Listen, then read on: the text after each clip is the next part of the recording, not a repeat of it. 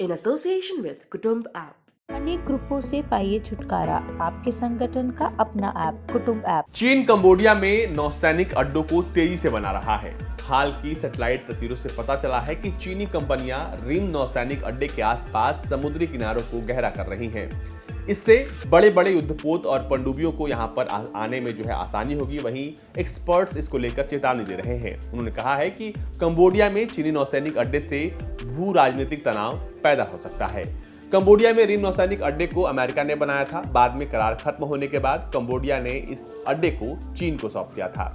भारत के अंडमान से इस नौसैनिक अड्डे की दूरी महज 1200 किलोमीटर के आसपास है। आपको बता दें कि इस लिहाज से भारत के लिए भी काफी अहम हो जाता है। निक्केई एशिया की रिपोर्ट के अनुसार चीनी कंपनियां रीम नेवल बेस के पास समुद्री इलाके को गहरा कर रही हैं। इससे पूर्वी एशिया में चीनी नौसैनिक को एक बड़ी बढ़त मिलने की आशंका है।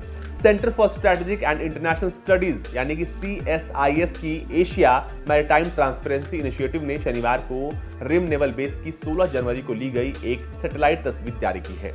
इन तस्वीरों में रिम के तट पर 2 क्लेमेशियल ड्रेजर दिखाई दे रहे हैं, जिसमें समुद्र से निकाली गई रेत को इकट्ठा करने के लिए बार्ज भी नजर आ रहा है। इस साल 18 जनवरी को थाईलैंड की खाड़ी में साइट का दौरा करने वाले कंबोडियाई राष्ट्रीय रक्षा मंत्री चाय बान के फेसबुक पर अपलोड की गई एक तस्वीर में भी जहाज दिखाई दे रहे थे। चीन रिम नौसैनिक अड्डे को डेवलप करने के लिए लगातार फंडिंग कर रहा है। इसमें बंदरगाह का विस्तार और एक शिप रिपेयर फैसिलिटी का डेवलपमेंट यहां पर शामिल है।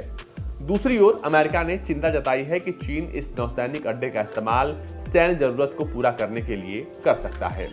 वॉल स्ट्रीट जर्नल की रिपोर्ट के अनुसार साल 2019 में कंबोडिया और चीन ने रिम नेवल बेस को लेकर समझौता किया था। इसमें चीन को अगले 30 सालों तक चीन को रिम नौसैनिक अड्डे के इस्तेमाल की अनुमति दी गई थी। पिछले साल जून में अमेरिकी उप विदेश मंत्री वेंडी शेरमन ने रिम में 2 अमेरिकी फैसिलिटी को बिना किसी पूर्व सूचना के ध्वस्त किए जाने पर कंबोडिया से स्पष्टीकरण मांगा था। उन्होंने कंबोडियन नौसैनिक अड्डे पर चीन की कथित सैन्य उपस्थिति के बारे में गंभीर चिंता जताई थी। कंबोडियाई रक्षा मंत्री टिबान ने इस बात पर जोर देते हुए जवाब दिया था कि वे कोई तार नहीं जोड़ रहे, बल्कि चीन के साथ उनके देश का रिश्ता प्राकृतिक है। आपको बता दें कि जून में ही अमेरिका और कंबोडिया के बीच एक राजनयिक विवाद भी हुआ था। दरअसल चीन की उपस्थिति और अमेरिकी निर्माण को गिराए जाने की खबर के बाद US defence attache colonel Marks M Ferreira कंबोडियाई अधिकारियों के साथ रिम नेवल बेस तक गए थे, लेकिन उन्हें अंदर तक पूर्ण पहुंच नहीं दी गई, जिससे उन्हें अपना दौरा छोटा करना पड़ा।